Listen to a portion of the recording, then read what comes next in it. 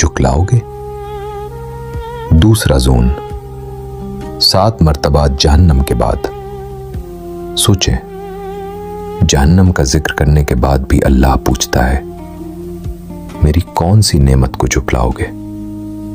क्योंकि अगर जुल्म का हिसाब ना हो, अगर जालिम और मजलूम का अंजाम एक जैसा हो, ये कायनात मीनिंगलेस हो जाए। जहन्नम अल्लाह के अदल की निशानी है, और अदल सबसे बड़ी नेमत है। तीसरा और चौथा जोन, 8 मर्तबा जन्नत के 2 लेवल्स के बाद। अल्लाह ने जन्नत के 2 पैकेजेस बनाए। पहला, जन्नाए उला, खौफ वालों के लिए। दूसरा, जन्नाए अदना, उम्मीद वालों के लिए। यानी कोई भी खाली हाथ नहीं जाएगा बशर्ती के वापस आए। और यही वो मैसेज है जो अल्लाह 31 मर्तबा दोहराता है, ताकि कोई बहाना ना रहे। अब इस आयत को लफ्ज ब लफ्ज खोलते हैं। हर लफ्ज एक नई दुनिया है।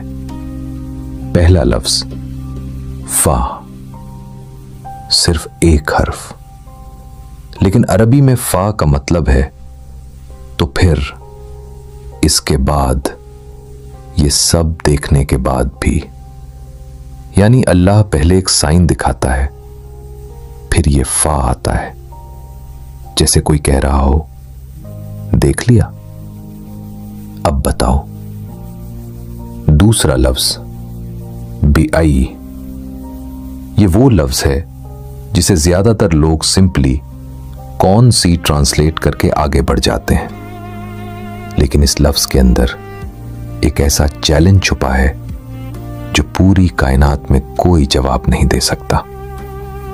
अरबी जबान में अय्युन का मतलब है कौन सी, लेकिन यह आम सवाल नहीं।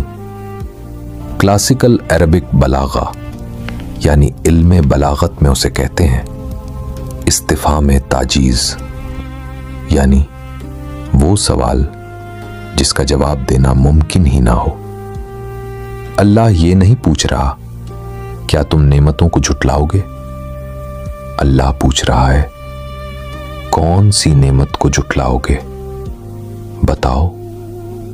यानी एक स्पेसिफिक नेमत का नाम लो जिसे तुम डिनाय कर सको, और यह मुमकिन नहीं है।